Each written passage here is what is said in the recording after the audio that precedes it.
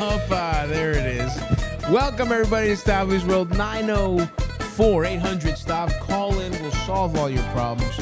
We have on the couch Robby Hoffman. Thanks for being here, Robby. Thanks for having me. You know, Special it's always you walk in and it's like, I've been to so many, you see the guy getting ready. Sure. It's always like the producer of a podcast is shocked that they have to record a podcast. It's like somebody woke Eldis up in the middle of the night. Yeah. And it's like a Scared Straight program. But that's actually how they do it everywhere. Like actually, if they were just ready when you walked in, like for some reason I think the industry would fall apart. Like they need us to watch them do their job. Sure. Like, it's because proof. if we came in and it was already set up, we would think he did nothing. We could do this. But because we saw him click, click, click, Three click, buttons. he did that. He turned on a light. He put his own headphones on. There's a lot of disgusting stuff going on behind the cameras that you guys don't need to know anything about, you know? It's the theater of performance for Eldis. And mind you, we did a podcast moments before you got here. So it's not like he had to set up anything,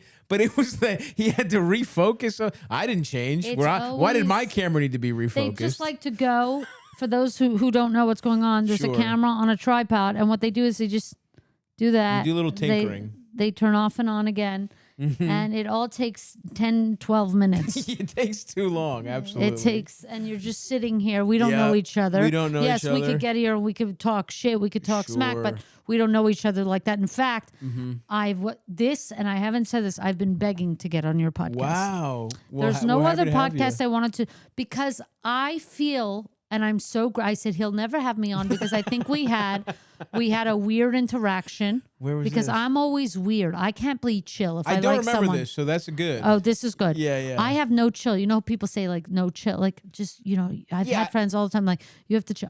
I just, for some reason, I have no chill. And it's despite having no chill that I got here. It took me a lot longer than somebody who had no chill. And I recognize I got in my own way in that. You think so? Oh, yeah. Because I don't think you did, but what are you describing? When did we meet? I think because Friedland's a good friend of mine, Adam. Okay. Strike one. Yeah, strike one. Strike one. So exactly, strike one. So that might be a problem, sure. Okay. Sure. Yeah. But then I met you somewhere. I really, really liked you, and I never tell anyone I like them or anything because I'm trying to be chill. I don't remember like an awkward interaction. I remember like a brief meeting. What do you remember? Okay, tell me what you remember. Meeting, like you know, because it didn't go well. I'll tell you, it didn't go well. I felt I wasn't cool. Like the thing is I'm like I straight up. And here's the other thing. I'm accidentally cool. Like I think I'm cool, but I'm not. Not due to the way that I behave. No, certainly not. It's like not because I would do the uncool thing where I'm like, Stav, you're so funny. Oh, I appreciate Obviously. it. And we just saw a movie with you that you were in it. And between me and you, and it had big people in it, but you were the best part. I wasn't the best part, but I appreciate it. Part. Now you're overdoing it. No, I'm not overdoing it, but you see, this is the no chill. We're talking about two of the best actors living were in this movie. But you were a really fun part of the movie. Thank you. I appreciate it. You know, and the movie you did, there's a lot of gratuitous. Okay, of course, we want to see a woman begging. We want to see a woman. Okay. That's important for me. Yeah, but you. In any movie I see. And I'll say this. Coming off the conversation of how annoying I feel around people sometimes, especially when I'm excited, your character was, I saw myself most in that character of all the characters. He's kind of staying around. Hanging around. He wants kind of a tour of the spot. He's he wants to see. Even when I came in here, I'm like, you renting here? Like, is this your problem? Like, I'm that type of thing. So I just thought, I get in my head, you know how we make a narrative? Like this whole story happened that you're saying, and I'm saying, man, you see, it's again another time where I liked somebody and I said, I shouldn't have said that I liked them.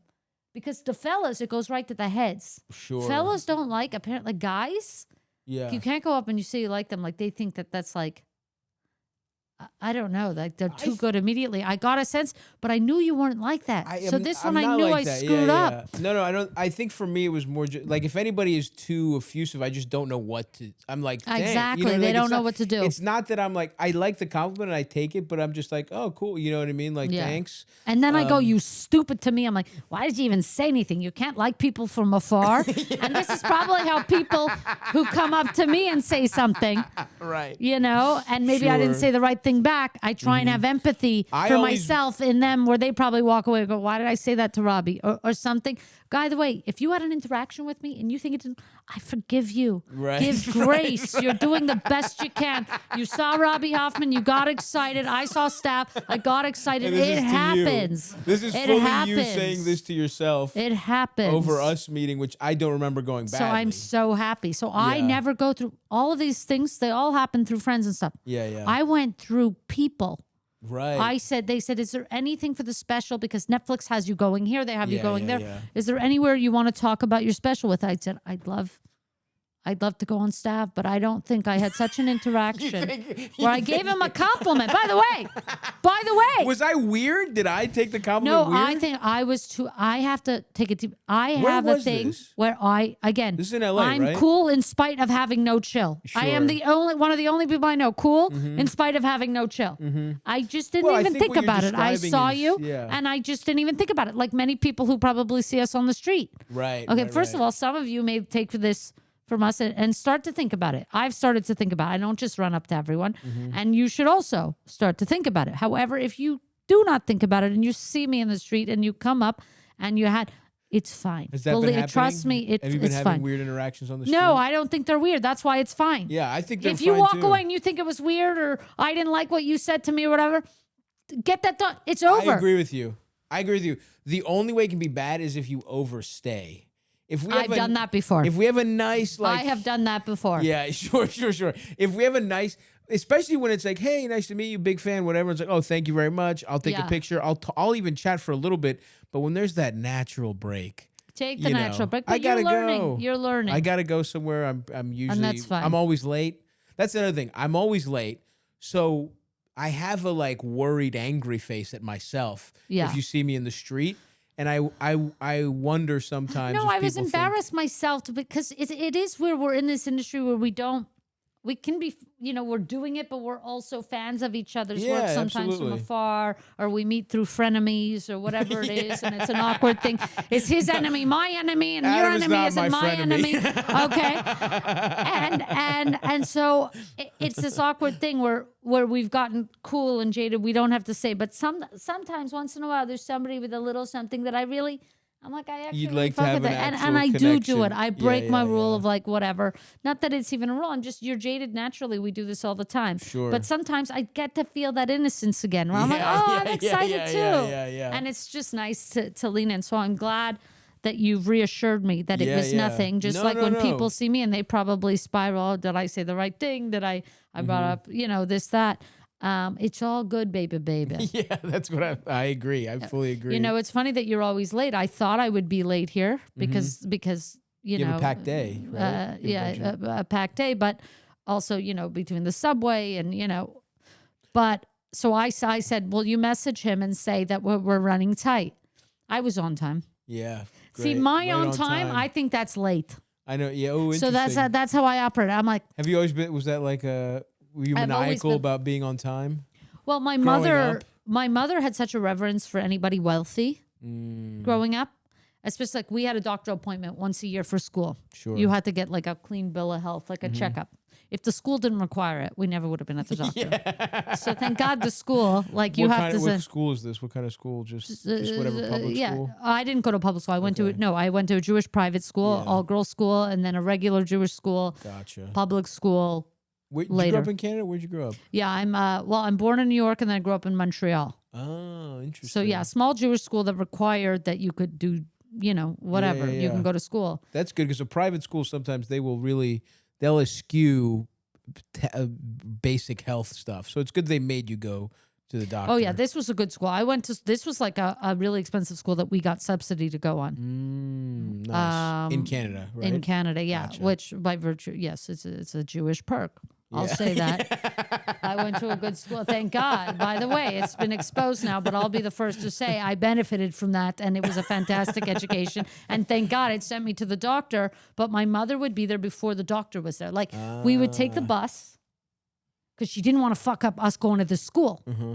They're taking you to the school. This is the type of paperwork you need. Right. We're not paying anything. Right. And you can't be someone who can afford a cab or a car. you have to take the bus. Well, yeah, my mother also didn't have a license. We took we took the bus, but also she was going to get the paperwork in. She was going to get everything in. They're already taking us free. We don't need problems that she didn't get the medical or whatever else. So we get there, and it's like literally 7 a.m. Maybe our appointment's at 9. Like, and it's so cold in Montreal. You have to understand, it's like minus 40. The building isn't open. Doctors, it's not. Yeah, the building's not open. Yeah, we would see them opening the building, the security coming, opening the building. I'm like, Ma, the doctor's not here. Like, even, and she's like, I brought a book, you. And I remember she just had such a reverence that this is a doctor. Like, even we went to the checkup. It was me. I remember 3 of my brothers. I have a brother 8 years older, a brother 2 years older, a brother 3 years older. Oh, wow. And we would all sit on the doctor's. Is it the bed or the bench? That weird little bench, that elevated bench with the wax paper. It's weird that it doesn't have its own. It does not have a designation that I can think of. Because I know I've heard of a settee or a chaise longue. They have fancy names for some of these inter. Is it a chair? Is it I think there was a moment love seat. There was like historically couches. There were many different types of couches. People took couch taxonomy a lot more seriously back in the day. Now I think everything's a couch, but that's a bench. Let's say the doctor's bench, right? Bench with the weird paper, right? Yeah, with the paper. So we're all on the paper in our underwear. Yep. You know, everybody's everyone's lined up. Yeah, everybody's like 9, 10, 11, 12, whatever. Yeah, me and my brothers would go. I can't remember which point. You know, she went. Sometimes I went with other siblings, whoever she could take and get the forms done. And we're all sitting there, and you had to get weighed, and you do the knee thing, and the doctor is a doll, and he's so fun. What's he like? Do you remember? I remember my pediatrician, Dr. Salihi, shout out to him. Dr. Rothstein, he actually got, we actually went to him. He was free, but he ended up getting Alzheimer's, and we were actually still seeing him when he was, but my mother really went to the checkup end. Every 3 times, back to back to back. He forgets. He No, exactly. Like he was already, my mother was like, he's really, but he's what we have, and he'll sign the paper. So, but we went, and I remember she was going down the line. The doctor was going down the line. My mother's like looking. The doctor was like, gets to my brother Shmuley. Was like, he's a hefty boy. Sure. Fat guy named Shmuley. Yeah, he's awesome. doing good. That's a cool He's doing name. good. Yeah. Healthy. I hope he has a wonderful school year. We'll see him next year. They would get to my brother Menachem. He's a little small. He's in the. They would give you a percentile, like he's. I remember the percentiles. He's a little on the skinny side. Nothing to worry about. Right. You tell my mother, Connie, nothing to worry about. Yeah. Just the kind of thing. Make sure he's finishing his plate. Yeah, that sort of thing. Don't let me, Shmuley Rivka. have his dessert. Yeah, exactly. Exactly. Shmuley, Rivka, she's looking. My given name. She's looking average. She's looking good. Okay, kids. I'll see you next year. Have a great year at school. The doctor would leave. My mother would be like, "Get dressed, get dressed." We're like getting dressed, and she would pull my brother Menachem's pants. Okay, you don't weigh enough. Yelling at him like he has anything to do. He's 8 years old. Like he has anything to do with what he weighs. Embarrassing me in front of the doctor because she already felt bad. Like we're on welfare now. She's starving us. Like she prioritized food. My mother was always cooking. We always had a ton. Well, how food. many siblings are we talking here? I have 9 siblings. 9 is nuts. Yeah. So you're doing the like Jewish version of being Amish, basically. Exactly. Where it's like old school. Yeah, exactly. So you grew up very traditional. I'm guessing the like. Yeah, ultra just those Orthodox names Jewish. is like Orthodox as hell. Exactly. It's like the Kardashians but poor. There's a lot of us. But I remember my brother Menachem the whole bus ride home. You don't weigh enough, embarrassing me in front of the doctor like that. Like you're the one who feeds it. Like now thinking That's back, on you, and we were all like 100%. hitting him. We're like, you don't weigh enough, you fucking piece of shit. You make mom look like an idiot in front of the doctor like as if she's not, who doesn't remember his own name. Literally. And so, so the late has a lot to do with the reverence of like you don't waste a doctor's time, you don't waste like somebody wealthy's time, somebody anything's time. And now, to me, that's just become you don't waste anyone's time. Not a bad thing. No, it's not a bad thing. On time is not bad. I think Greek culture is not a very like be on time culture. My best, I mean, I hired my friends, right? To like that's terrible. I can notice that. Yeah, you can tell by how unprofessional everything is. And eldest is Albanian. He's the only non-Greek. And literally my friend who's essentially she By handles. the way, for the rest of us, we think it's the same thing. Yeah, we yeah. don't. I don't know. Whoa, So let's sorry. not get crazy, I don't Robby. differentiate between, the different Eastern whites over there. No, Elders, you take that back. Yeah. And for the record, Elders is celebrating being thought of as Greek. Everyone, I want that on the record as well. No. Yeah. You're trying to get out of white over there. If the Jews can't get out, you can't get out. Oh, they're taking it away from you. Don't worry. It's not really get out of it for Jews. It's they give it every like 10 years you're up for renewal. I and know, this literally, decade, we got the visa. In this decade, it seems like it's out. It's This decade, I think we got the white card. You think you got it? You think you got it? I think what the Trump from first election. I think you're kind of up in 26 is really from 16. Once Trump got elected, I feel like they yanked it. Yeah, from they you. might have yanked it. You know what? It's hard to keep track, but you're definitely sitting there with a white card. But yes, everyone is late, and like literally all my even friends of mine who are successful, they're just. And I had that problem, and I've tried to be better about time. No, you just have to be who you are. Yeah. That's the whole thing. It's like stand up. Like some people are annoyed, or I don't like this guy. I don't like for instance, for me, I love Pete Davidson. Sure. Okay, people were like, "Oh, you really?" I'm like, I really found his special to be just darling. I enjoyed watching it. Yeah. I was delighted. I found myself just with a smirk on my face, and I enjoyed it. But I'm the complete antithesis to that type of comedian. He's laid back. He's chill. He smokes a cig. He goes up there. He's just chill. I write a lot, do a lot, am a lot. Yeah. It's kind of like you can be the Pete Davidson chill going in, or you can be the Taylor Swift type. You're putting out a lot. You're writing a lot. You're doing a lot. And I like both of them. Taylor Swift. I'm in the Taylor Swift camp where I try a lot, I do a lot, but I love the chill dudes. Who just come out with a guitar too and do. I can like it both. Just know who you are, and that's fine. Well, the Pete Davidson thing's interesting because you say it's antithesis of a comedian, but I could also see antithesis of me as a comedian. Yes, right. But I mean, even as a person.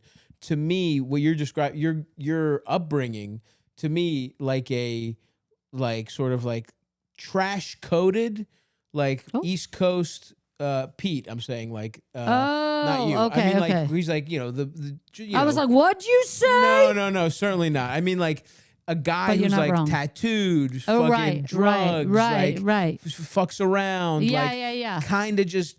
Seems to have gotten everything from being a good hang. Yeah. That's the exact opposite to of me. 12 children that were birthed in in a Jewish assembly line. Yeah, and I was a goody two-shoes and a good student, and I've never done drugs and this and that. So and I like it all, but I like them to be like, I don't want you now that I know you're always late. If you're on time, I'd be worried. I'm like, I want you to be the most you. Like what I love about people is them being them. Yes. And I would be worried. A real authenticity. I would be worried if suddenly you were on time. Like, is he good? Like, is he going through it? Sure. Is he sad? Like, that's true. Actually, when I'm really on time and really about work, which is actually kind of what we're in the middle of right now, I'm not that happy because it's like I've taken time away from my essence.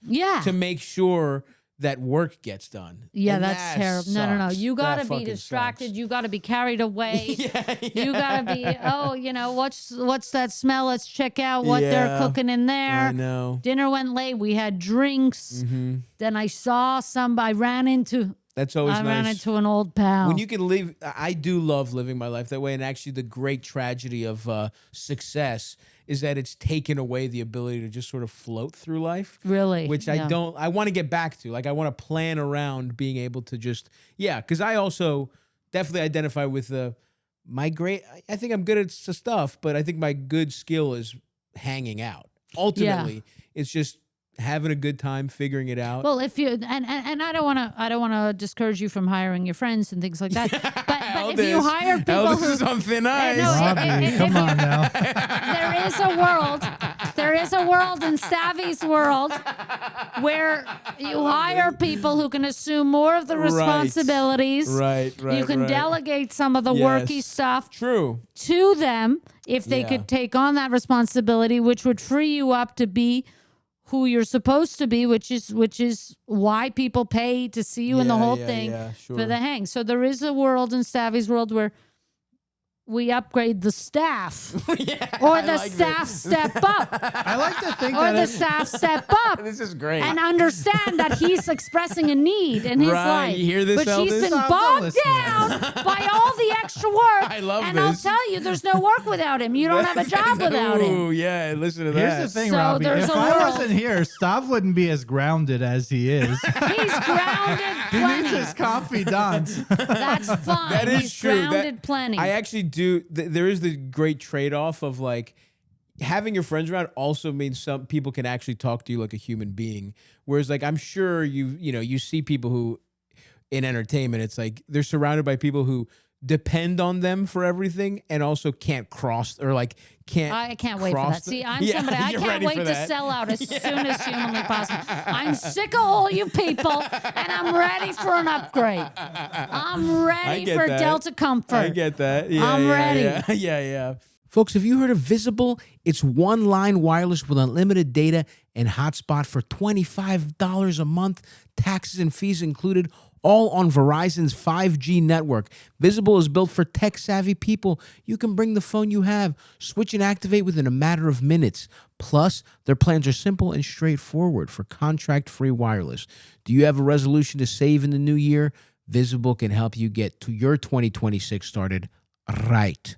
Now, for a limited time, new members can get the Visible plan for just $19 a month for the first 26 months. Use code SWITCH26 to start saving today. Start the year off with one more gift to yourself, wireless savings that will go beyond the holiday season, and get the new year started strong.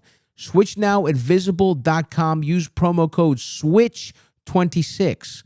Terms apply. Limited time offer subject to change. See Visible.com for plan features and network management details. I mean, just that upbringing, though, is crazy. I mean, Horrible. that's terrible stuff. It's really bad. We're talking bunk beds. What are we talking? Yeah. Bunk beds. Yeah, we're talking bunk beds. We're talking the bunk is yeah. sinking. And I'm like, Mom, I could get crushed to death. Like, this is a Yeah. real, Yeah. this is a real concern. I'm Totally.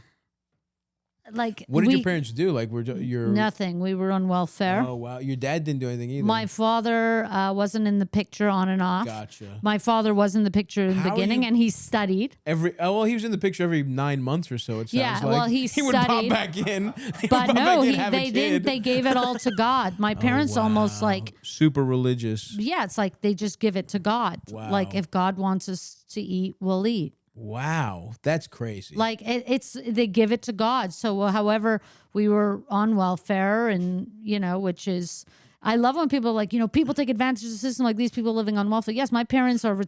Yeah. But they had 10 kids. I'm 7. I'm going, I had nothing to do with this. I agree with you. Yeah. They're I'd love to get off the dole. I agree with you, Yeah. but I can't even work yet. I know that's my big. I actually weirdly, there was a moment in my life where I thought I might do something good for the world instead of selfishly entertain, and I was into welfare policy a lot. That's what I studied, and I couldn't understand why people took it out on the kids. It's like insane. these kids are actually so fucked. Like Yeah. the odds of these kids are It's already so crazy. fucked that it's like you're gonna cut back their fucking parents. Oh, you're really gonna show their parents by making sure their kids have an even shittier life It's than the parents. insane. It's so fucking It's like for me stupid. to even be sitting here with you and everything I did today, it's like Oh, from where yeah. I come from, it's just like Michael Jordan proportions Absolutely. in terms of and it's just I agree with you. My parents They are just fucked. Probably shouldn't have had that many kids. I agree. There was no, I asked my mother, how did you have all these kids? She's like, it seems like every time I went to bed, I woke up pregnant. I'm like, that's the grossest fucking thing I've ever heard. Close your legs, bitch. You got Slut-shaming you your cannot mom afford for having it. 10 kids. And it's like, give it to God. He's not giving you much. No, after the first 5, you saw that God wasn't You giving saw anything he back. wasn't giving much. At least I said Amish, but it's like at least the Amish were using those kids to build barns. They're building. Yeah, you weren't doing. What are you We're studying? studying ancient texts. It's like not applicable. It's not helpful. Yeah, that's what I mean. What's your relationship to? Are you religious anymore? Because Here's the whole thing. Gabby says, my wife Gabby says that I'm the most religious person she's ever met. I grew up.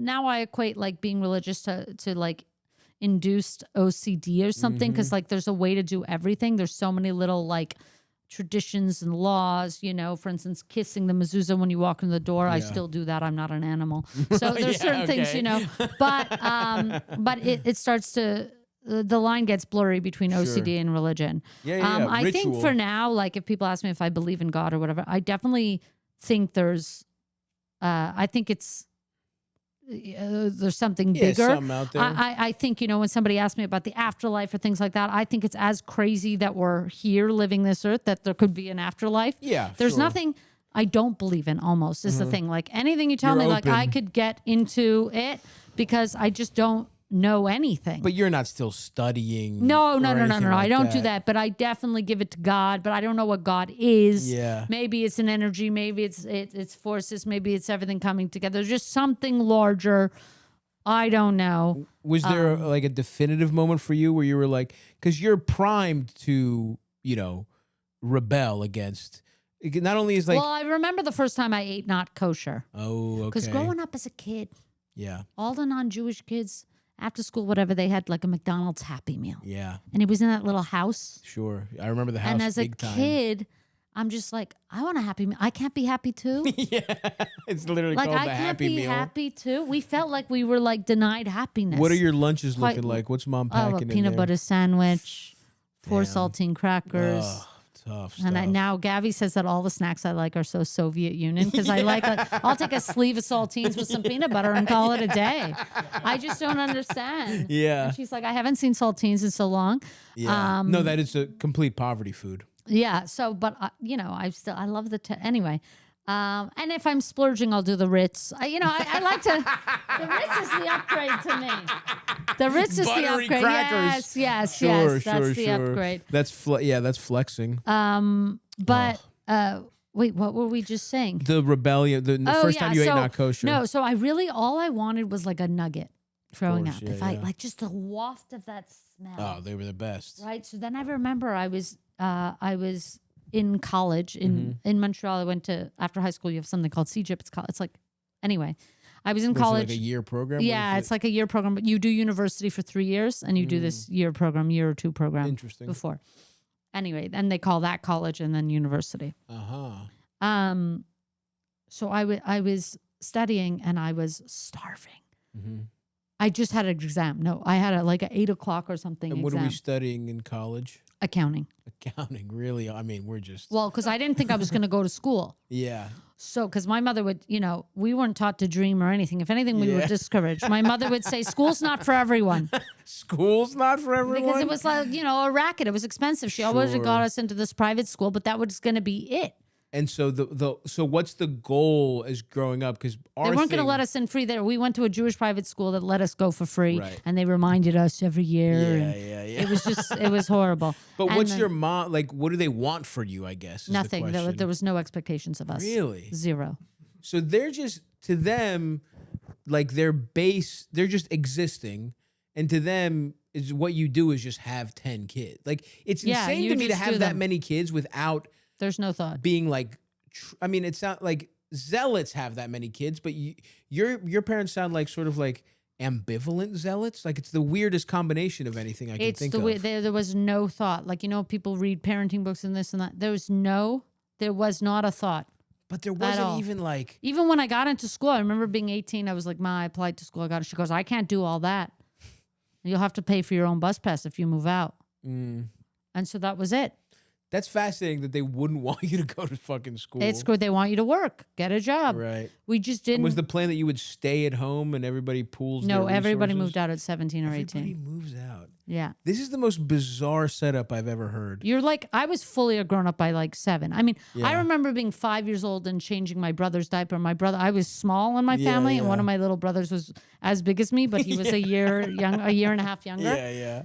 And I remember he must have been 3 and he was like potty training, but sometimes he would need a diaper at night or a pull-up, and I would hoist him onto the table, get his legs up, slide up, and I'm only 5. Yeah, I mean, that's so nuts. we were really respected and talked to us. There's a parentified aspect certainly to it, but there was also a respect to it. My mother, the school called me because I I had trouble at school. You know, being the poor kid at the rich school. Of course. I always like was.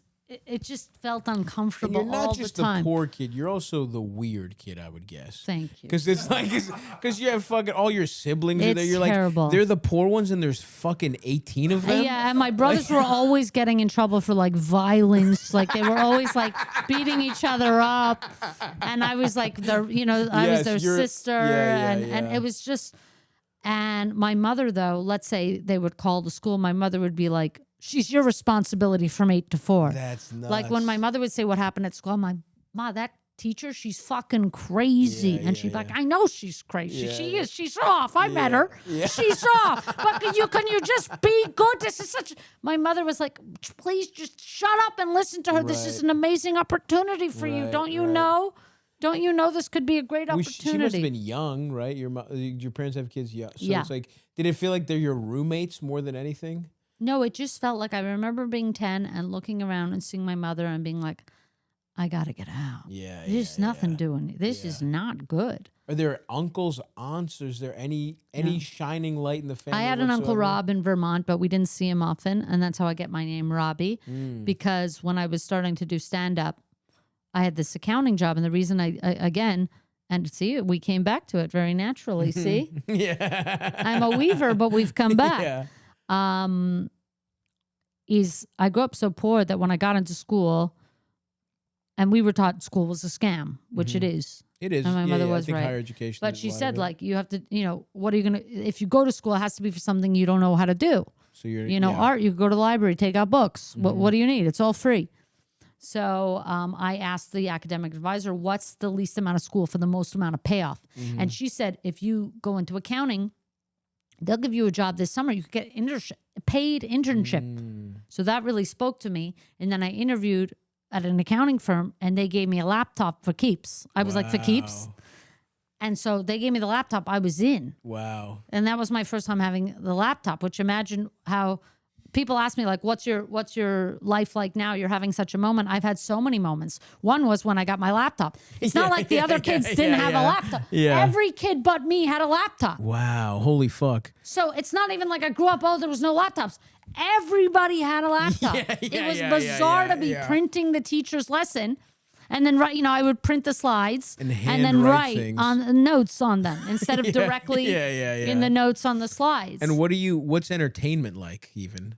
You don't have a laptop. Is there like a one TV that everybody shares? We had one TV. Were they strict about what you could Nothing. watch? Watched everything. Oz. My mother was asleep at... Well, first of all, we weren't as religious by this point, by the time that we're sharing the one TV. Interesting. My mother left this community. We were still, your dad's not around? Yes. Yeah. So my parents' marriage fell apart. That's when we moved to Canada. Remember what I said about trash coded? Let's take the coded out. It's let's just go ahead and people don't think there's white trash. People don't think it's Jewish trash. No, they don't think of it. But by the way, and they shouldn't think of it. I didn't think of it. I go, how do you You're even the get? Exception. How are you even poor and Jewish anymore? I remember growing up and looking at my mother. How do you even get poor and Jewish anymore? It's almost unheard of. It's like she had to go out of her way to fuck up so bad. True. Like we were so close. You hear you're born in New York, you're like, that's pretty good. Oh, it's Jewish. Okay, shit is looking up. Welfare, what the fuck went down? Where did we go wrong? Totally. Because if you had stayed in New York, at least, like you're at least in the weird insular religious community, which is fucked up in its own right, but it's like something, there's something going on there. You guys were it's like the way you're describing is no man's land. Where it's we were the most New York kids to move to Canada ever. And we went to some of us most people went to public school, but a few of us were able to go to this, what my mother thought was like this great school, private school. And it was a very good school. And thank you, Ma. I'm not resentful if you're listening, which she's not. But I'm just saying that, it was a bizarre, a bizarre, it made me feel way poorer than I ever was. Sure. I'm like, I would come home from school. I'd be like, it's really bad here. Like, Ma, it's like somebody's got to be thinking about this. So that's why I ended up in accounting, because gave me a job. I was paid every 2 weeks. And you are and also to go back to that, you're studying for accounting. Mm-hmm. What is this first meal, this non-kosher meal? Wow, look at us weaving and bringing it back. You're actually an underrated podcast Thank host. you. I appreciate and I know you're that. pretty, like, people appreciate think it. that, oh, you're really, you're up there, everybody knows about it. He could actually have more. No, he could actually have more. Sometimes they say lips. people are yeah. I had an exam, probably like an 8 to 10 or a 10, a very early exam, and I was starving after, and there was no kosher food by my school. It was downtown. Now I was commuting downtown, and is big Jewish population in Montreal? There's a population, but it's insular like anything else. You get kosher food, you have to. Sure. And I was starving, and I was just kind of looking up, and this McDonald's there. And I said, "That's it. That is it. Wow. I am sick of this." And I walked in, and I heard about the Egg McMuffin. Wow. Oh, nice. From Big Daddy. I watched. We loved Big Daddy. Big Daddy's a great movie. And I thought, in my head, breakfast is closing. Mm-hmm. I don't know what time. Yeah. Thank God they were open. It had to be before 11 at the time. I get there. I said, breakfast is still. They said, breakfast is still serving. And I got Egg McMuffin with bacon. Wow. You went the whole, with do it bacon. Halfway. Yeah, yeah. And I got the 2 little latkes, the hash browns. That's good breakfast. And it was unbelievable, and I had it every day for a month. And my first job, I started working at McDonald's, and I ate McDonald's every day. Whatever the internship. This was before the internship. The internship was after college. Okay, so your first job was McDonald's? Yes. Hilarious. So you go from and that was the first every meal. Single day. The first non-kosher meal. First was McDonald's, non-kosher meal I had was the Egg McMuffin. Kept it going. I just was. That was it. We weren't kosher. Yeah.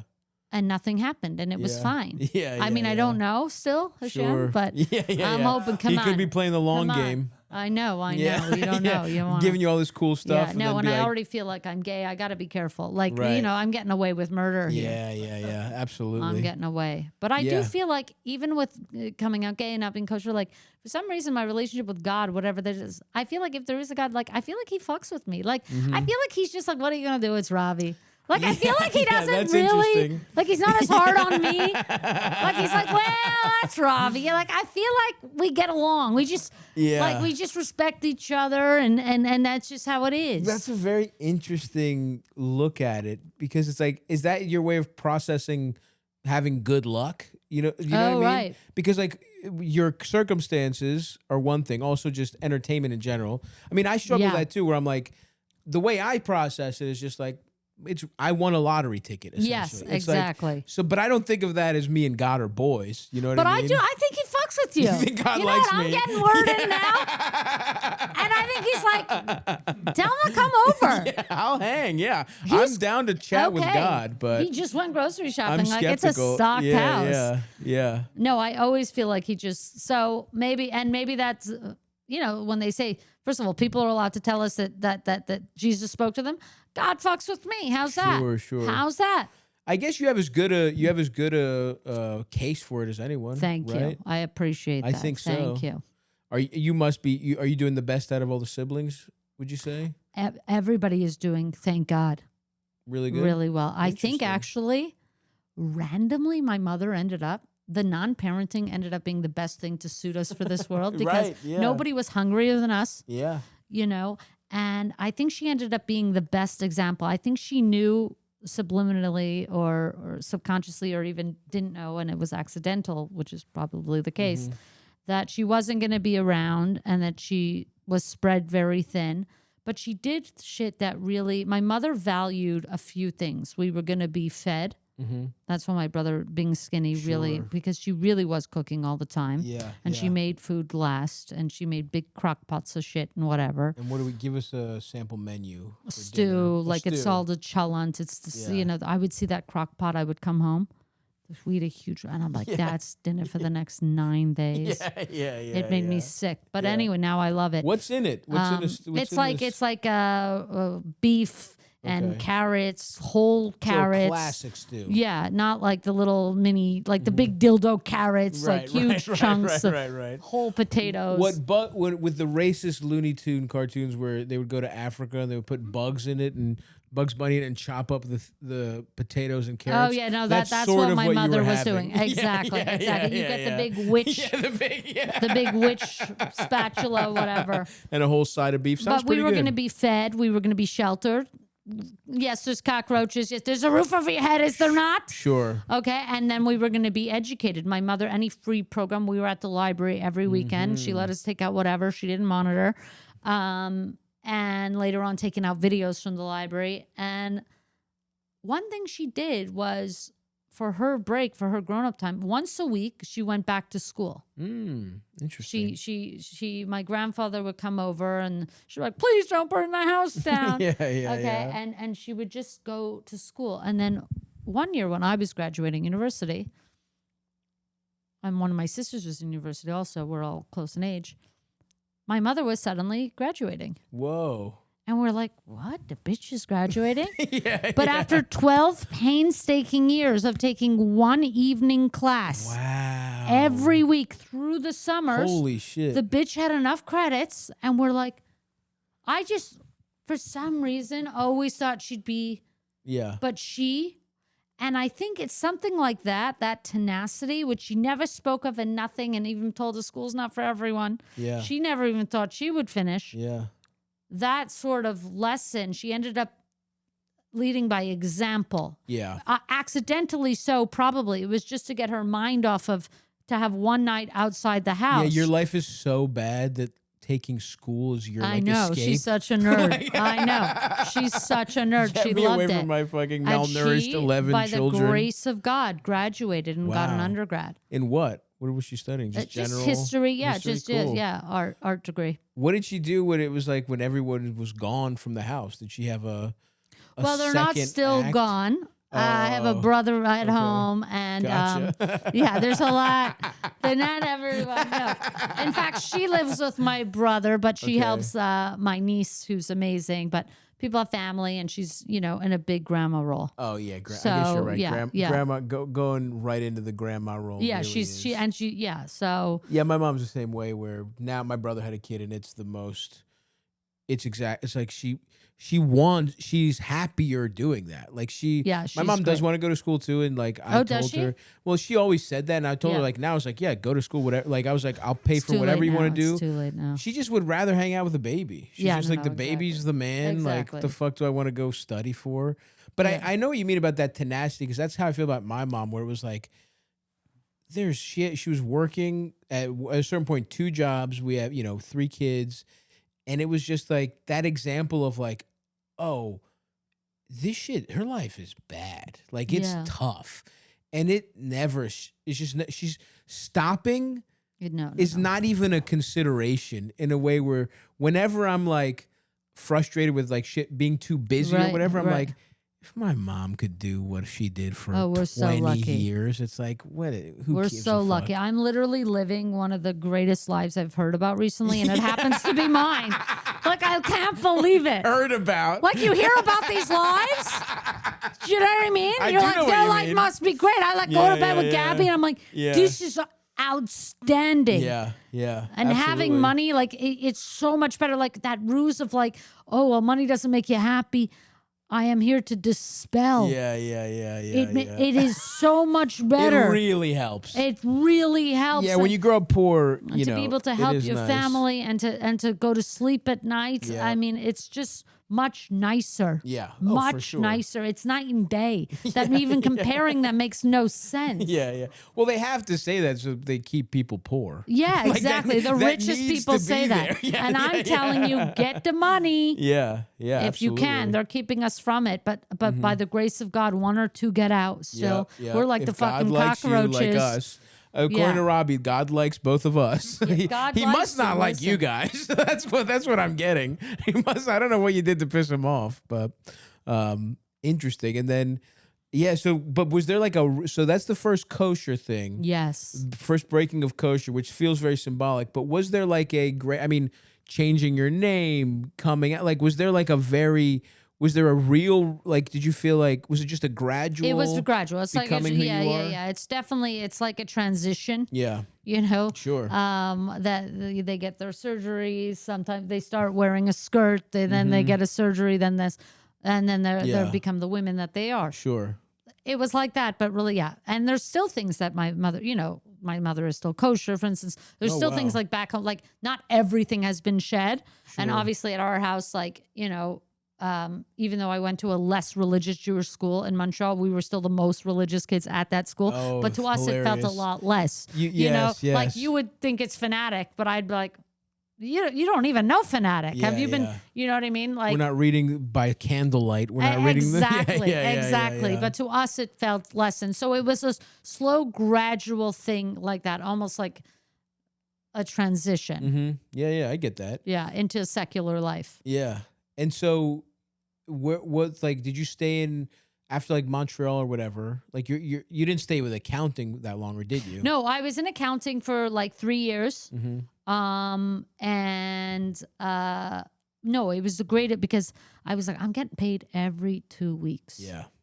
A paycheck. Yeah. Salary job, bro. Yeah. So that's the first time that I started even thinking stand up or anything. I never thought what I like. All I like was money. You like had your basic needs met for the first time. Yeah, so in your I life. was sleeping, and then I heard about stand up. Then I was like, okay. I'll do, because in Montreal they had the biggest festival there. Right. So I thought I'll just do the festival. I'll go up to them, and they were like, that. You know what I mean? Yeah. But I didn't really know of it. Of course. At all. And cool town. I love Montreal. And also very like, it feels not just secular, but like sort of like European kind of horny, kind of evil in certain ways. It's the best. Yeah. It's the best. And you know what? It's so cool that Montreal is my hometown now. Mm-hmm. Because I get to bring Gabby home to Montreal. And she brings me back to Denver. And listen, there's no problem. Yeah. But I'm just saying it's cool when your hometown Denver's is Montreal. Fine. Montreal's way better. And you're eating like a king for a dime. Like the dollar goes crazy. It's just... We had a great time. That was where a guy he threw a 5,000 milligram edible on stage. That checks out. Took a little nibble and I was fucked up for 3 days. But before it kicked in, we had a great day having pastrami, having You're walking at Schwartz's. around. It's unreal. The green something the place was called. Green Green Avenue Deli or something like that. Okay. Anyway, great stuff. Fantastic. I'm a big fan of Blitz. Montreal. It's amazing. Yeah. I love Montreal too. I forget what you were asking, but no, you remember. I was just talking about like it's just sort of like more. I guess it just doesn't sound like you ever really took a hard rebellious stance. It was more just like, because I guess it was your upbringing is not. Well, it felt like the rebellion. It wasn't like I could be who I wanted or whatever. I guess being gay was a hard one because I'm like, no, not another thing. I didn't grow up thinking I was gay. My family. Yeah, I didn't think I was. I didn't grow up. I was a kid for a long. I was very kid-like as a kid. I wasn't. I always feel like. I'm either 7 years old or I'm 73 years old. Oh, I feel like I'm like sex either way. Yeah, innocent or old person, But by the way, we're making up for everything. Yeah. Don't even worry. I don't get into it. My wife doesn't love it. But listen, I'll just say this: my wife had 25 boyfriends 3 years ago, and we got it done. Yeah, now she's gay. Huh? So there's something interesting. Just. Sure. Yeah. You're getting your money's worth. But I don't know. I think the hardest thing for me was having that good accounting job and then realizing like comedy. I was like, first of all, being gay, I'm like, I don't want. My mother's already this hearing impaired single mother of 10 kids on welfare. I'm living on my own. I just don't need another thing now. Yeah. I could marry rich. I was getting good dick back then. Really? Yes. You were dating the rich guys? Boys in the community. There was rich Jews. I went to this school. Of course. That had all these like rich families, and our big hope was I would get into one of them. Yeah. Oh, really? Were you? How many girls in the family? First of all, I'm low key pretty. Yeah. People don't know I have a pretty thing about me. Yeah, sure. In a certain way. Yeah. I could kill it in another way. It's like my sister sees me wearing clothes like this. Sure, and she goes, "It's like you choose to look ugly." Yeah. Like they think, but you're so pretty with your figure. What I would wear. Right. Like they think I don't. Like I'm not into myself. On you is what they think. Wasted. Yeah. Right. Okay. So there was a chance for me to do that. You were the one they were dangling out there to the rich families. Then when I'm gay, I go, I got to make money. Right. I got to get cash. Guy. Yeah. So then I get this accounting job. I'm paid every 2 weeks. The work is boring, but it's fine work. It's not so different. They're not doing much. Okay. Was there? Yeah, it really isn't. And And then the comedy, I heard about it and I thought I'll do it, but I didn't think it was anything. Sure. But then I was good at it. And oh my God, now I have to do it. Like, I wouldn't wish a calling on my worst enemy. It was very difficult for me to say, I have to leave this job. Right. That finally I have everything to lose. I have a job paying me every 2 weeks. It's all I ever wanted was money coming in. Yeah. Money coming in. And that must not have been, in the grand scheme of your life, we're talking, that's what, 3 years, 4 years where you felt like you had things figured out? Yeah. And then you're like, oh, great. Now I'm going to just completely fuck this up. Yeah, I felt like I had lots to lose my job because I never even dreamed of having a job like that. Yeah. I remember my mother, because I worked at a big building downtown. It's a big firm, KPMG. I got an internship, then I got hired. Okay. And I remember my mother told my brother to apply for a job at my building, and he showed up with a basket of oranges. And I was like, Shmuel, why are you here? He's like, Ma said you guys might be hiring. I'm like, I went to school for this. No, I got a degree for this. We're not just like willing. And what are the oranges? He's like, it's nice to come with something. I mean, the this is weirdest thing to come with. This is like Ellis Island level thinking, like tenement Lower East Side in the 1900s. He shows up. It's like cold. He's got this basket, like a wooden basket, literally of oranges. Yeah, I'm not going to come empty-handed. Ask for a job. It's like it was just so bizarre. Yeah. I'm fascinated about were you ever in a serious relationship back then with one of these rich guys, or you were just kind of dating around? No, you know what? I wasn't. I've given, I was kind of dating a friend of mine. I had them around. I knew they were available. I had like a guy friend confessing his love to me every 3-4 years. Did you like that feeling?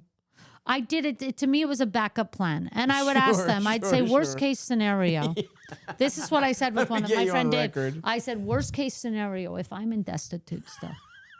Okay. And you see, I finished school. We're in school. Okay. Would you give me $88,000? That's the most money. To me, 100 felt piggish. Yes. I would never ask 100. Yeah. But just 88 felt classy. And I could live on that for a long time. Right. So I said, worst case scenario, would you give me 88? And I would make them shake on it. Yeah, sure.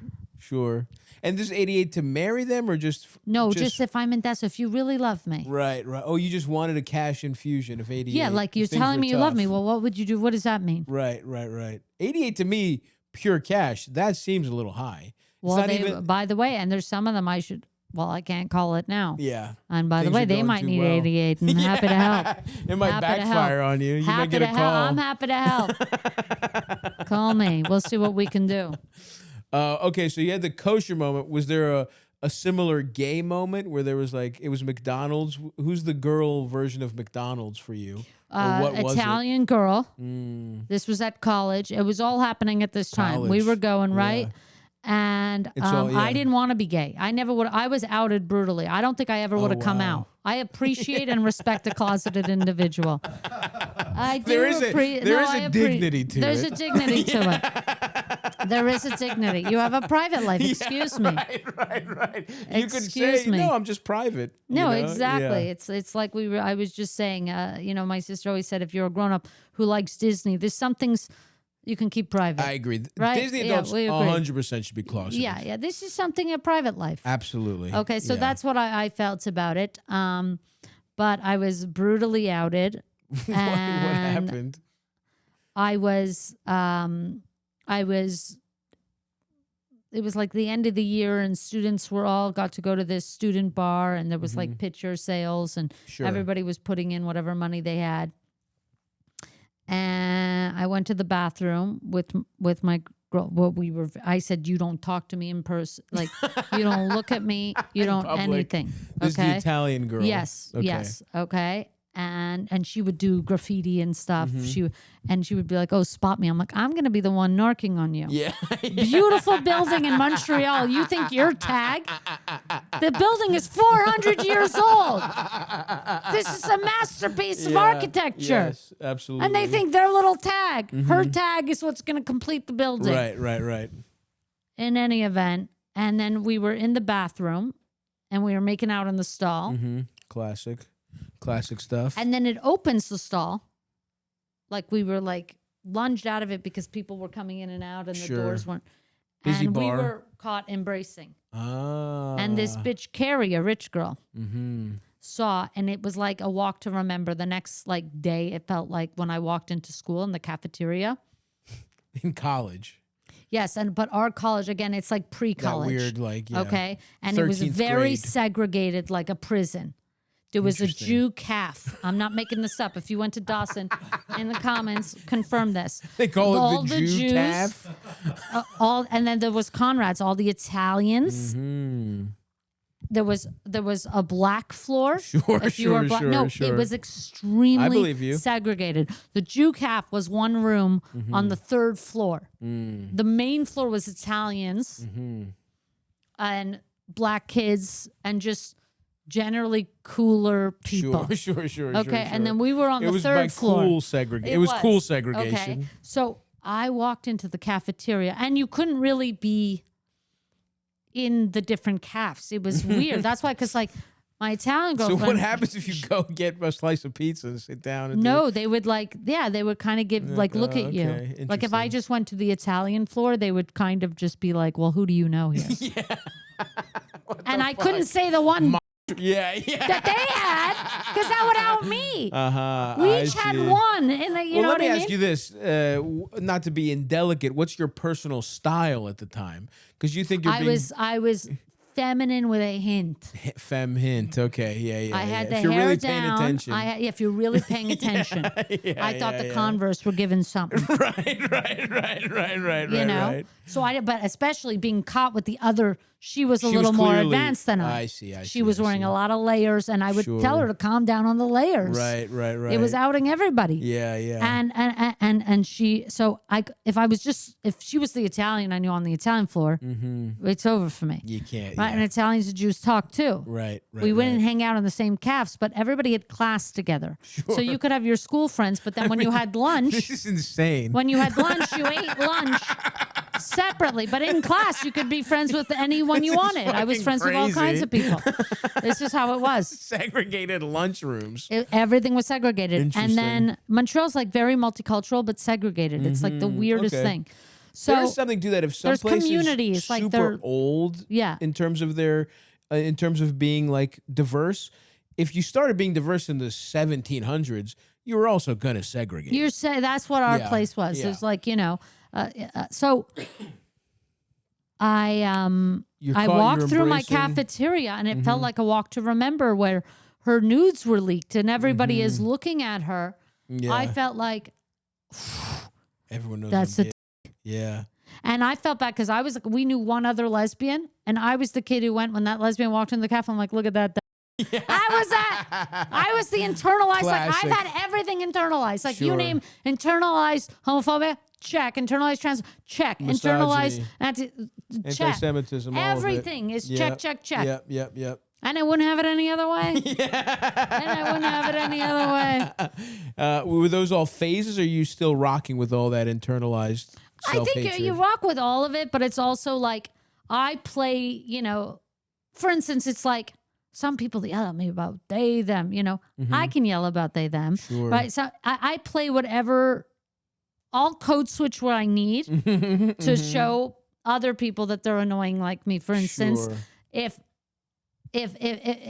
they, them, first of all, when I was roped into the they, them Sure. community, I was again like, not another thing. Sure, because I'm sure. like, I'm already born into one of the most annoying communities that ever was. Sure. Now I got to be part of the next most annoying community. Yeah, you're right.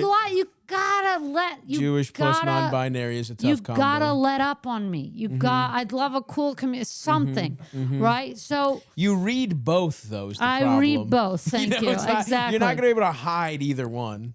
It's terrible. So when I, and people get mad at me, we're making fun of they, them. Yes, I know it could be used in they, them, it flopped.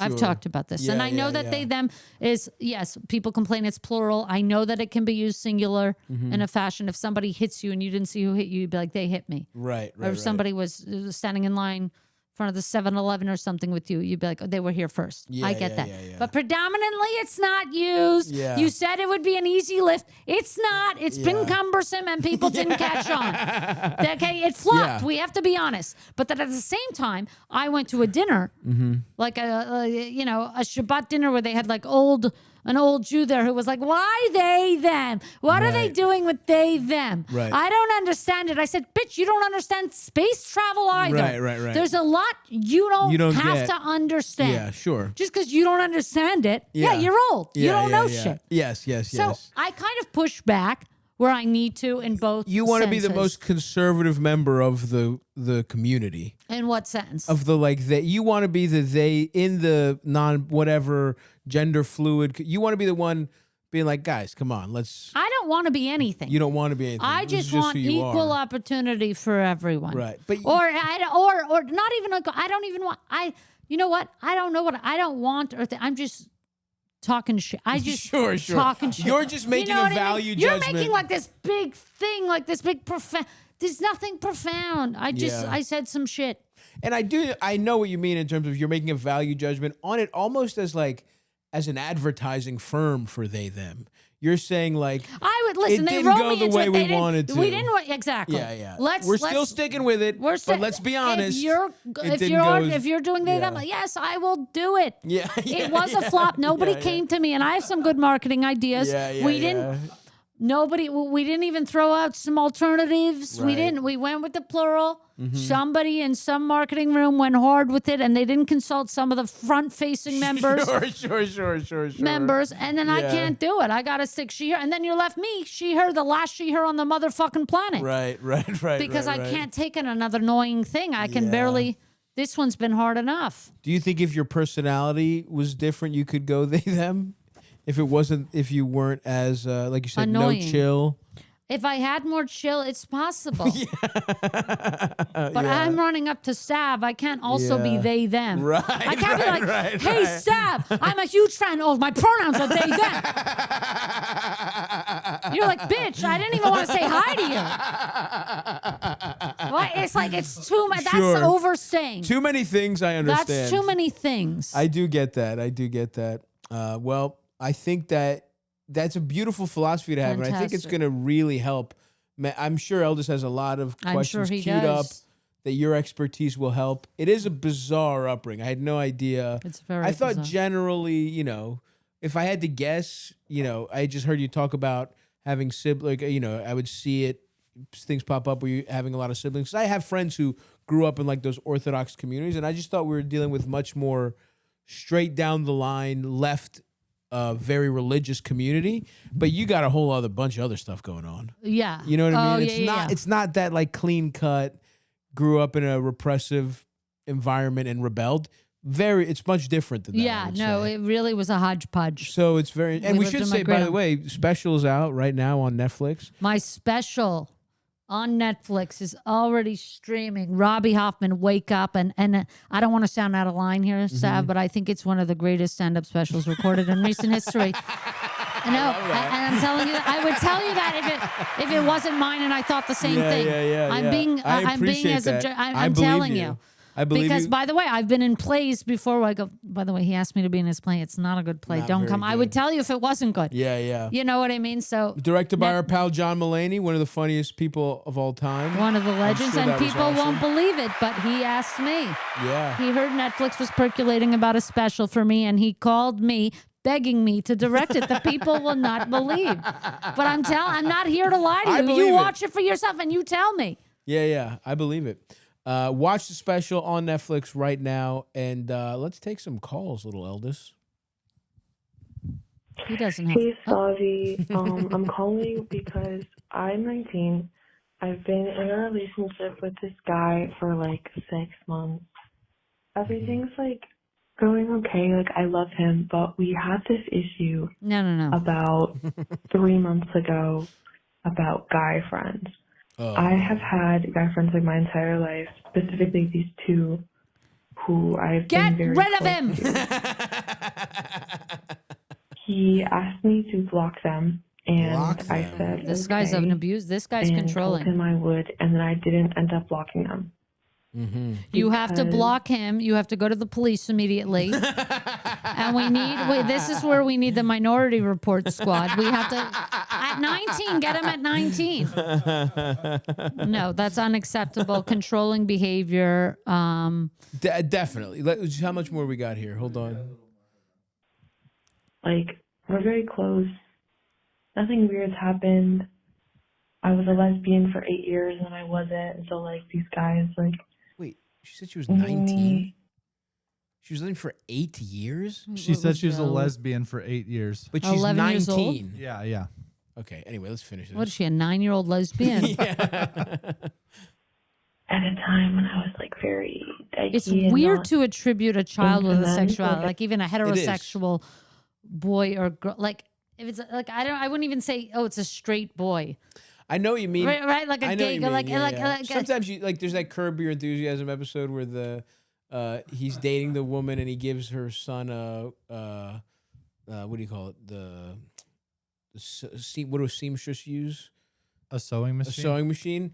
I mean, and the kid is very flamboyant. Like sometimes you will see little gay boys. I think sometimes where you're like. The only one that I feel comfortable being like that's attributing any sexuality to a child is a little gay boy who's just like, like that kid from the. But generally, I agree. Yeah, it's like these are children. Either way, yeah, it's just bizarre. But anyway, so go on. I mean, she's self-attributing, so fine. I guess she knows. Into men, so like I didn't really think anything of it. But anyway, like he found out about it, like went to my phone. Freaked out, and it keeps coming up, and now he like doesn't want me to like talk to guys or be around guys. I mean, this is nuts. Which is difficult because like they're just everywhere. He's in a relationship. He wants to go through my phone. He has the passwords to every single like thing on my social media. My friends say he's being controlling. He is. Yes, this Other is like, guys, this is it. This is not even a debate. If you do listen to this, leave him now. Yeah. This is not like a joke. It's not like it is controlling. You're not like, oh, it's just one opinion. This is the opinion. Yeah. Are we missing anything else, or is this just a kid who's? It will only get worse, and I'm shame on you being a quote unquote lesbian for 8 years and not knowing better on men. Shame on you. She was a child. She was an 11-year-old. Shame. But yes, the fact that she's 19 is the only reason this is even a question. Lesbians have been skeptical of men for a long time. It takes a lot less than this for us to say leave. Of course. I also, who knows, identifying that way is a weird move for a kid to do. She's a child. She's just, like, basically, this is insane behavior. Insane. The only reason this isn't, like, even scarier is because he's a fucking idiot child as well. And so... hopefully he figures this shit out. If this is the behavior of like a 30-year-old, this is like call the police legitimately. Oh, if he's 30 or not. Literally call the police and blocking and having passwords.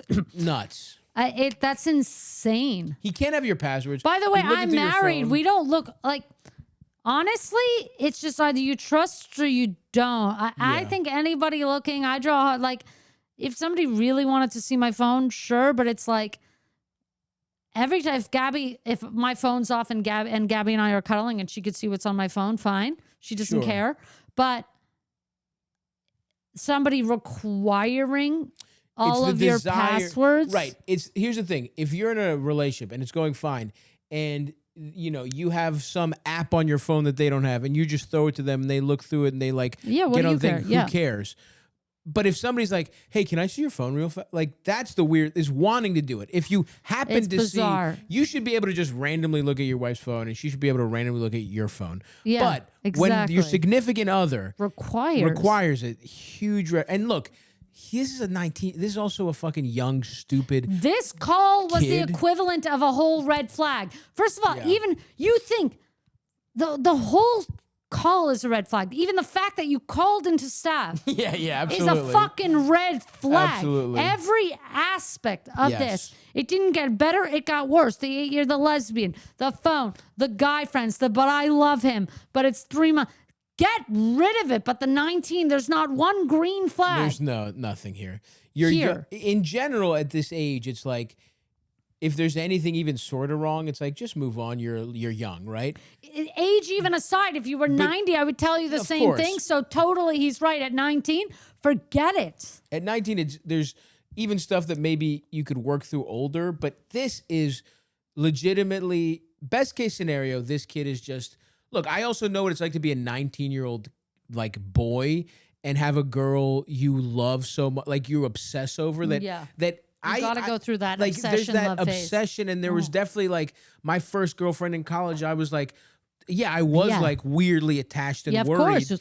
And you have to get over. Like, hopefully, this guy is just young He's and learning. stupid, and he's got to get over this. Yes, that's the best case scenario. Either way, worst case scenario is he's like a budding abuser. and by the way, you breaking up with him helps him learn faster for the next one. And yeah, that he's got to work on his emotions and his jealousy and whatever he's insecure about. He needs to work on that regardless. And you need to get out and you need to work on why the hell you can't see any red flags ever. Totally. And also thinking it's appropriate to give him these passwords. Like you're already sort of in the web here. I'm worried sick about her. Either way, this has to end. You got to get the fuck out of here. And you have to set better boundaries for yourself. And this guy hopefully has to fucking like understand he's behaving like a fucking and he will in due time. Yeah, we're all allowed, especially at that age. These first relationships are so do or die. Yeah, I mean, I remember after my first breakup, I lost 9 pounds. So I'm in no position, never have been in a position to lose any weight. But it's just, it really is, you have to go through it. Yeah. So break his heart. The sooner you break his heart, the better he'll become. Hopefully. Oh, yeah. It's also fucked. I mean, this is fucked up behavior. And like that, the other thing is like somebody who's this controlling is like, hopefully he takes it. But if not, you have to like think about, you know. Yeah, this is beyond also safe. a normal, like anybody doing this. This is also like not the same as a lusty or obsession. This is control in a form of abuse. You've heard the point, I hope. Yeah. God knows you may not listen because that God knows. Yeah. But I think she'll listen. You know, I don't know. she trusts Please us. follow up. Write in let at us know least you're and say, safe. did you listen or you didn't listen, and be honest. Yeah, she's like, good news, we're actually married now. Yeah, literally. I'm pregnant. I'm pregnant and we're married. And by the way, I wish them well. Yeah. That's true. I wish them That's well. a good look. That's a good outlook.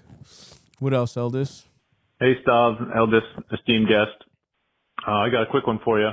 My wife and I have been together for 6 or 7 years, and here's the question.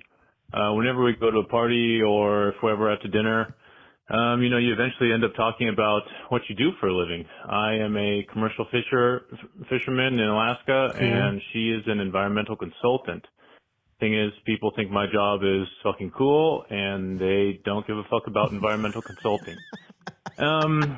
They have a ton of questions for me, and she rarely gets to, you know, her line of work. And after the dinner or the party, she kind of is hangdog about her occupation. I make a little bit more money than she does, and I have a ton of free time. It is cool. My work is super exciting. I've thought of some ways to Her job kind of is fake include her news. more, either What, just consulting not even bring anything, up- I go, Consulting's bullshit, yeah. She should just drop the word consulting. Yeah, I mean. And she should say environmental fracking or something. Yeah, She could, yeah. if she said some shit I'm that into they're actually fracking. up to, Yeah. you know? Oh, yeah, the things that that she's lying about. Yes. The things that some Environmental horrible consulting company, is for like GP or some oil Yeah. company. Yeah, you maybe know, she consulting deserves where to this. put the oil wells. Totally. Some horrible leaned company, in. Satan incarnate, Yeah. is paying her to launder their reputation. Exactly. So, you know, maybe not. I mean, otherwise it's like she's thinking like, 99% yeah, sure she works Yeah. for Yeah, unfortunately, that's probably what it is. He did say as a An oil fisherman, he makes company. more than she does, though. So I feel like if she was doing that shit for BP, she True. would be making bank. She might just be having an actually boring good job. So her two options are an evil job or a good job for the world that's boring. Also, the party sounds so boring. Everybody talking about what they do for a living. Yeah, I agree. It's like the premise is boring already. But I also know like what I'm you- interested. Him being a fisherman is really interesting a job Yeah, because that's one of those old school great jobs. totally. Like that's just you're a fisherman. There's I know a what you TV do. It's show. not consulting, liaison, all these new age. Yeah, it's yeah, a real yeah. job. I know Yes. what you do. You fish. You bring home the fish. You're hunting. You're gathering. We get it. It's in a baby's book. It's So baker, he's butcher, in the unique fisherman. position. What are the other people at the party? I'm sure she's more. I'm sure. Are Yeah. most people? Maybe in Alaska, they all, you know, a lot of them have cool jobs because Alaska is so sick, It's a weird so place. cool, It's and an one of the interesting- last like sick, Yeah. cool places. Yeah. So I don't know. She may be shit out of her luck. And by the way, So get a new job. Make your shit cooler. Like, I don't want to hear about environmental consulting. I'm actually feeling a yawn coming on thinking about it. Yeah. But because I'm on a podcast, I'm suppressing it. Did he have anything else, Eldest? Did he have anything that we were missing out on? That was the gist, but I think it's worth just go ahead, finish him off. Kind of include her more, either just not even bring up what I do at all, or give her, the spotlight Do not and kind dim of your light. prop her up. Some caveats. I feel like caveats. Okay. I could make working at a gas station sound kind of cool. I'm a little better of a storyteller. Oh, okay. He sounds okay. He's really. People are just. You don't had care. us and then you lost us. I kind of want her to be a little more proud of her work, and yeah. You sound anyway, shitty. I've totally tried. I didn't want your light to be dim. Work and make it seem a little more exciting for her. If you need fish, hit me up. Sockeye salmon's a shit. Ooh, and, I do want salmon. I understand the stuff on the East Coast. Hit him up, text him. Isn't quite there yet. Anyway, thanks. All right, don't fucking. We can get good fish. I live in New York City, you fucking motherfucker. We can get everything good. You can get everything good everywhere. His cockiness is shining through big time. He is okay. What we're up against here is that yes, his thing is more interesting. It is. It just is, regardless. But also, this guy. This guy would brag about his high school football day. Like this is a guy who would brag about shit that sucks. And he happens to have something cool. So that is going to be overpowering. I think there's something more to the story if we got to speak to the wife. I think so. He's probably fucking annoying. You thought I was annoying coming up to say hi to you? She's probably not even mad that he's talking about the job. It's how he's talking. It's very possible. And how he's not letting anyone else. And I've been a victim of being him, so I understand and I have empathy for all sides of the coin. Right. But I will say this. There's something up with you, man. That you had no awareness. There was no self-reflection. By the way, I could be doing this if more. anything, He goes, he's like, listen, there's nothing to do. There's I'll nothing talk to help. about being an environmental lawyer. It'll be, or whatever. It'll be cool. That's not necessarily true. But you're right. There's no, and even his is like, do I need to stop being so fucking cool to make my wife feel cool? It's like, you're not that cool. Relax. Also, her job fucking kind of sucks, right? And I'll say this, your point earlier of like how boring is this party? Your job is not something you have to talk about for that long. That it's like becomes the night. Like and your wife like maybe there is, and look, what you're saying, there's truth to it. If you have confidence, people are more engaged with a confident speaker than with somebody who doesn't, who's kind of meek or whatever. At the same time, and maybe she could make better talking points about what her job does, because I also think environmental stuff is cool for the world. Like, it's good. Is there some kind of fucking animal you want to talk about? People are there. I can see a world where people would be interested in it at a party. If you knew a shit ton about a type of whale or that whale that they're looking for, that there's only one of, and he's like 5,000 years old. Okay. Maybe. Okay. I would like to hear more. But yeah, I would also just say, does it have to be about, because he framed it very specifically in the context of their jobs. And it's like, okay, you have the more interesting job. But are you the more interesting person? No, exactly. You know what I mean? Like, I doubted his personality. The job is doing a lot of heavy lifting for him. Yes. I get the impression that the job is doing a lot of the heavy lifting here in terms of his personality. I think that's very true. And I think take away this job, he sounds annoying. He sounds right, annoying. But I would talk to him about the job. So now I'm saying, like, maybe you and your wife are flipped, where her job's a little boring, but does she have other shit to talk about? Right. And if the answer is no, then you're both boring, and you should do some other shit. No, you should both boring, and I wish you well. Yeah. And you actually sound like a perfect fit. True. Just keep doing what you're doing. But it is the kind of thing of like, what do you talk about at a party? It's like, you can't. Your thing is your job. It's terrible. Nobody should be defined by their work necessarily. It's okay if you like to, but your wife doesn't. He's seeing it as a competition between jobs. He sounds which insecure about her job. Right? She has said nothing. We have heard nothing from her. He says she's hangdog. This is a reverse Johnny Depp Amber. We didn't get to hear from Johnny yet. Okay, we heard from Amber, and then Johnny entered the room, and we heard the other side. Yeah. Here's what's happening here. Mm-hmm. He sounds like he's embarrassed of her job. that something is bothering him about what she does. She has told us nothing. She might like what she does and be a normal person, be like, I don't really talk about my job at this. Meanwhile, he's running his mouth on his job. He might be embarrassed, and by the way, he might be the whole time itching. I hope they don't ask my wife what she does, because it's not cool, and I like to be cool McCool because I'm a tool. Where are they even? Where is he talking about? They're going to parties? What is he saying? Alaska? Yeah, I think he's just talking about like dinner parties, going out with friends. It's just such a specific, strange question, because I wouldn't. If the question was, how do I bring my wife out of her shell socially? That's a different question than why. How does my wife talk about her job better? Do you know what I mean? Like, isn't that a little specific?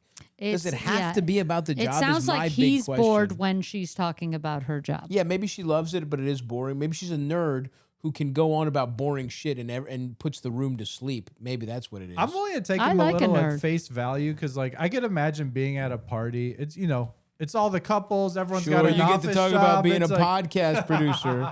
Honestly, with the squares you're hanging out with, you're fucking Mr. Personality, Elders. That's true.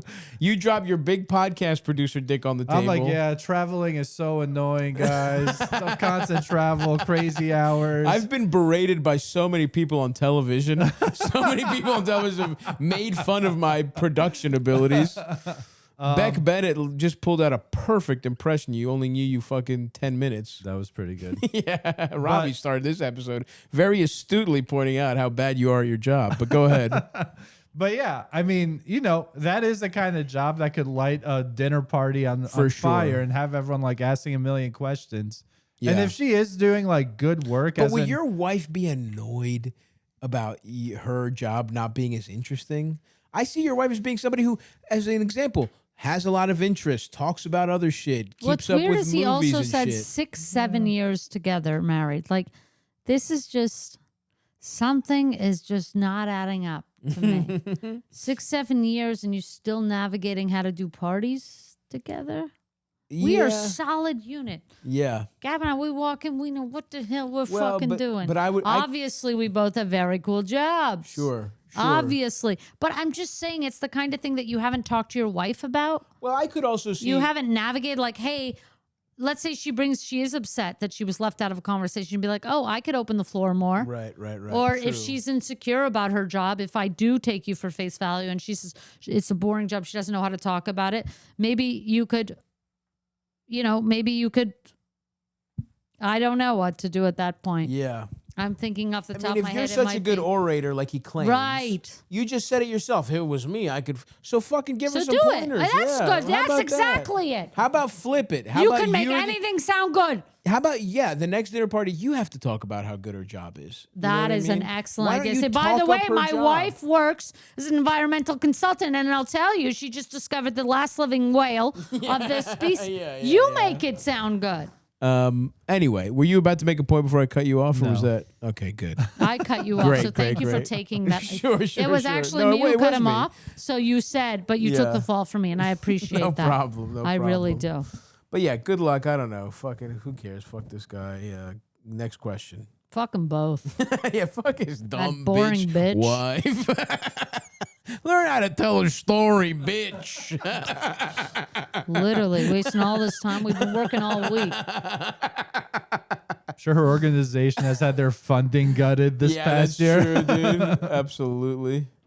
What up, Stavvy?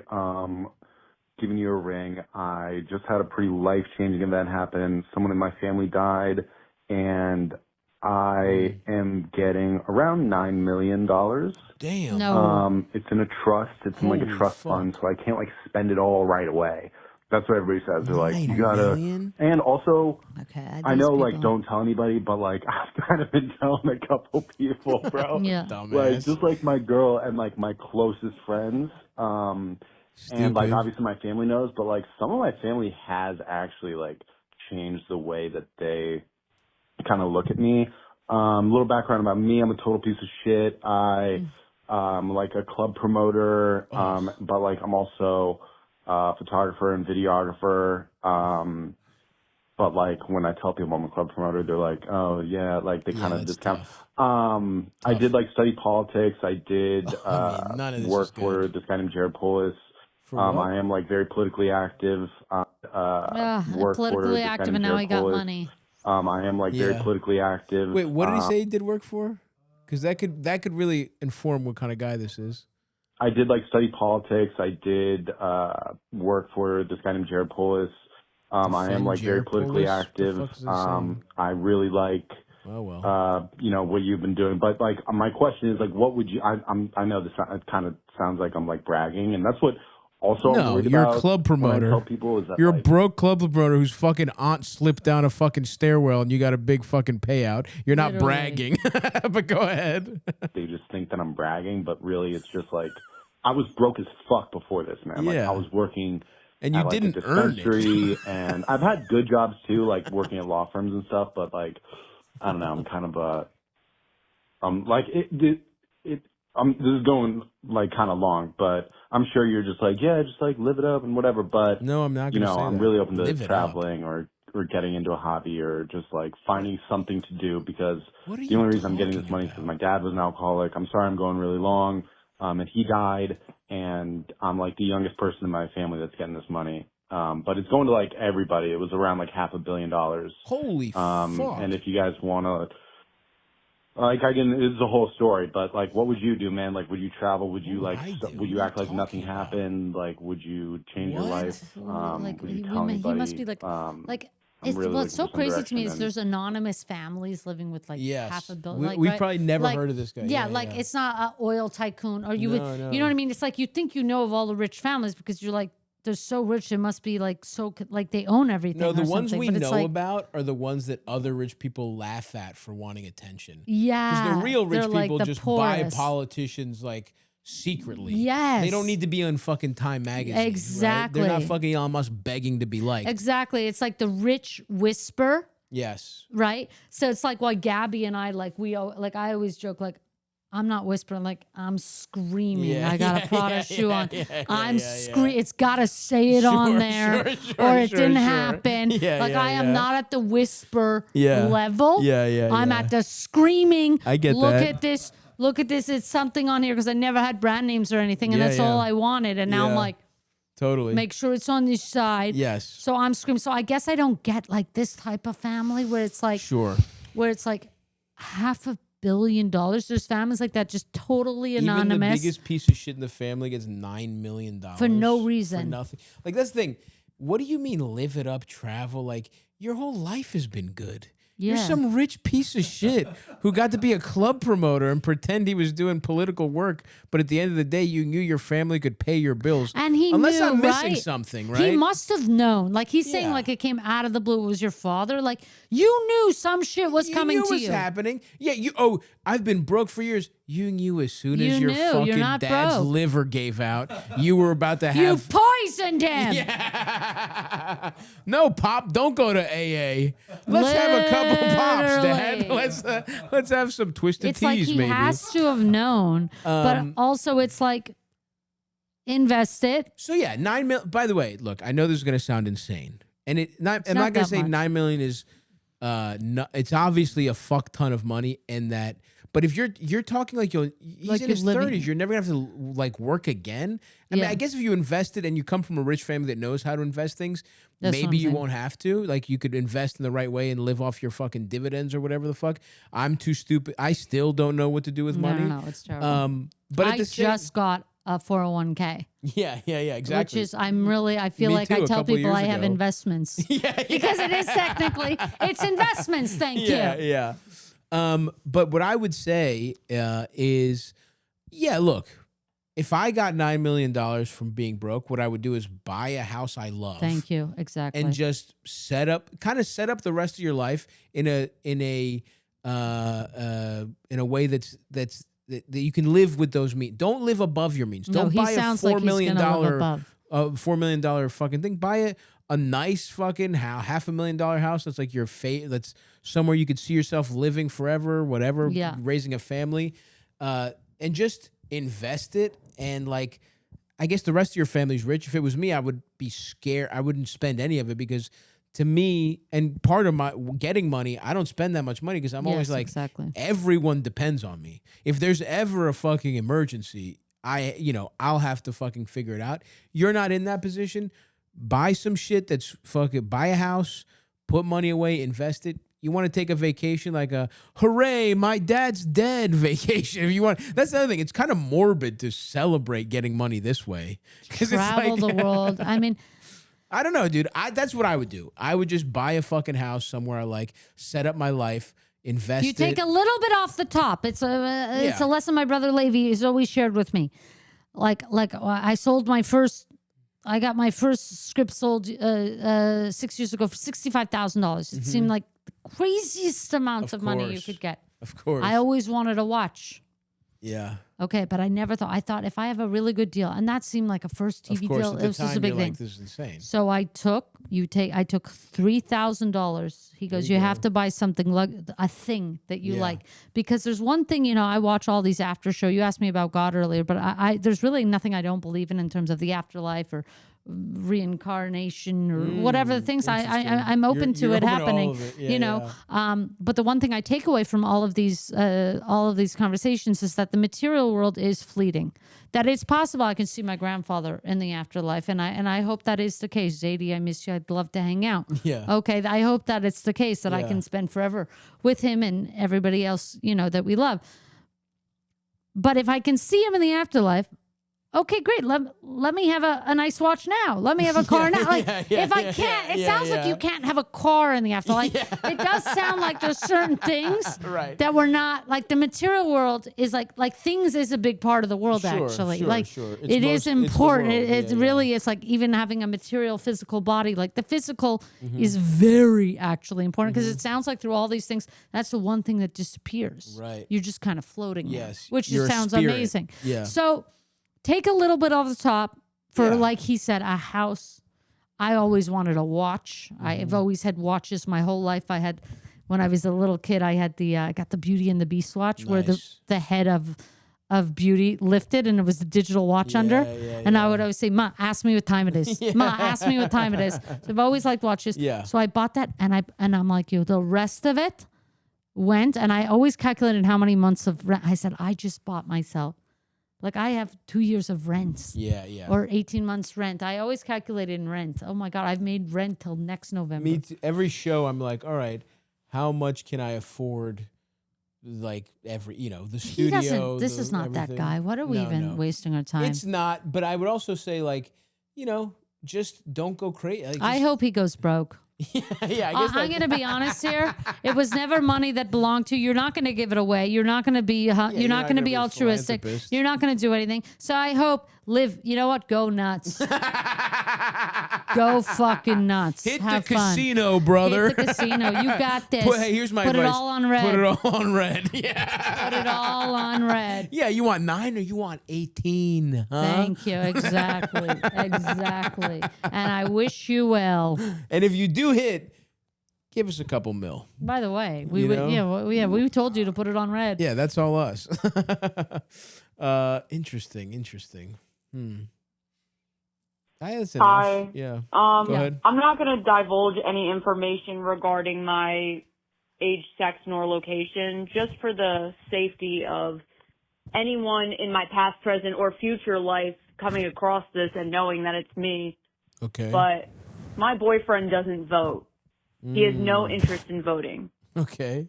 And that hurts my fucking feelings. I don't vote. I haven't voted until recently. No, because I stopped voting after Bernie. You know what? I got such hell. I was so Bernie. Sure. And then I got such hell. Had the DNC or had the Democratic Party been more democratic. Yeah.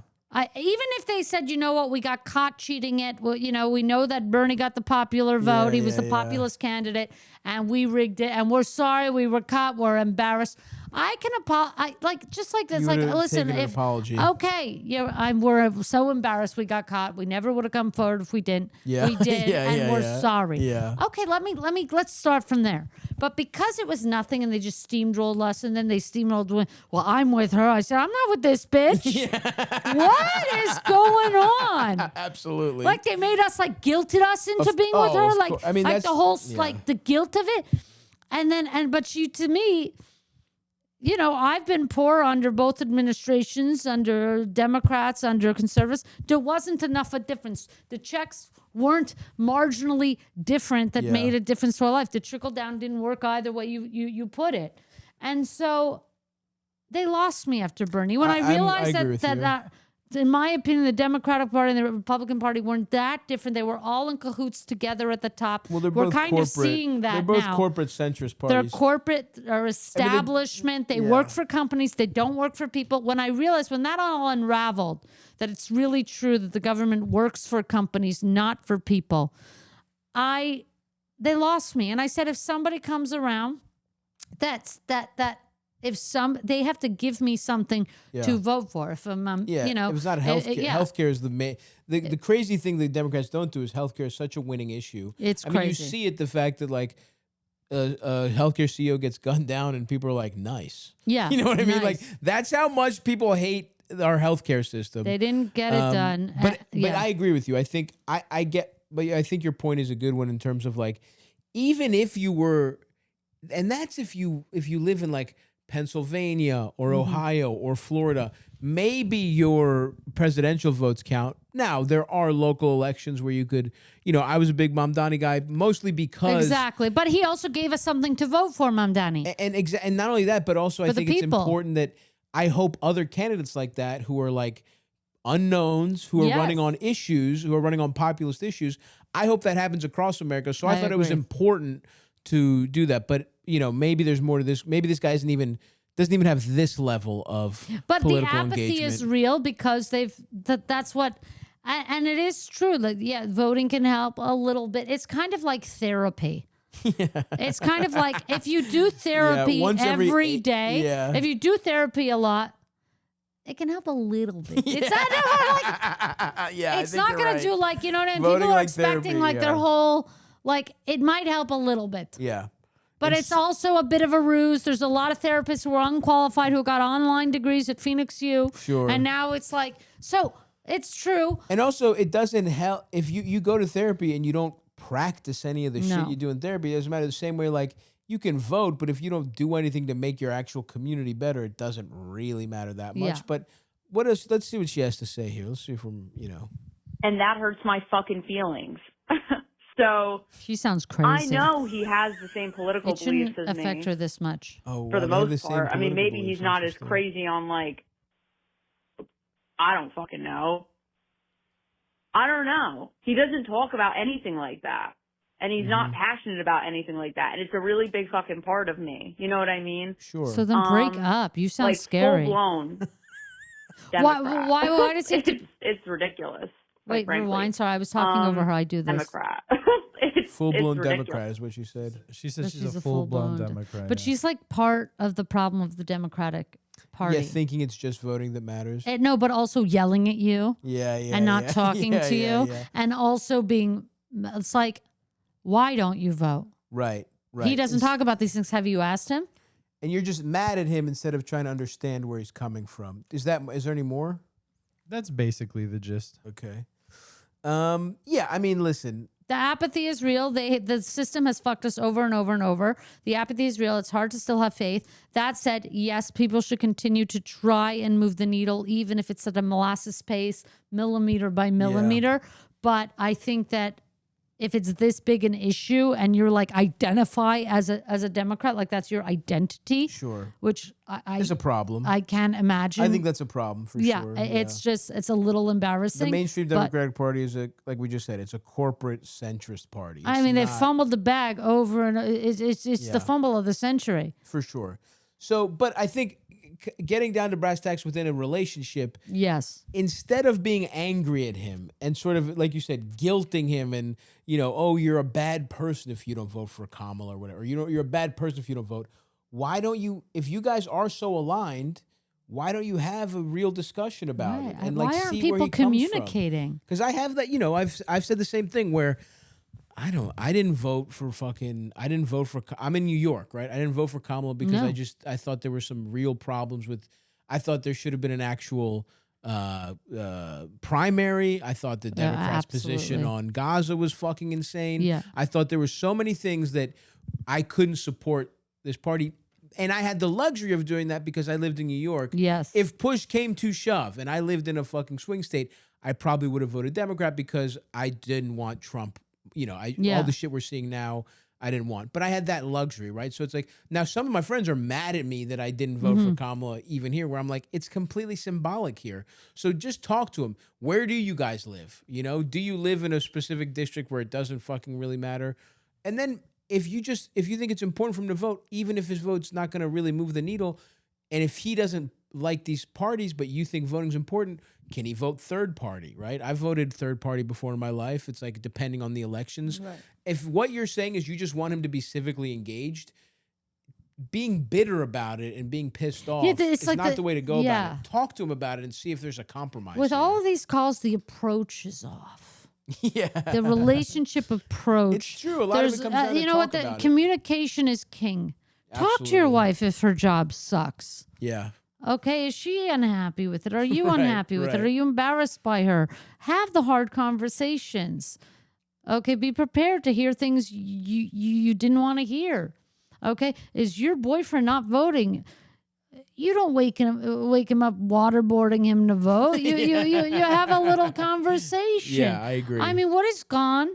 The problem is the country doesn't communicate as usual. Yes, I agree. We should be engaging and talking to one another, but this is what the Democratic Party or the Republican Party or red versus blue or gay versus straight or this versus this has done to us. It's divided. Yeah. And it's by design. And you need to wake up. There we go. That you are a proud Democrat by fucking design. Yeah. That is what's going on. You've taken the bait, and now you hate people on the other side. You hate people who don't think like you and who aren't acting like you. Your own boyfriend. Yeah. Who you say you agree with on everything. So yeah, have the conversation. You are creating walls, rather bringing them down.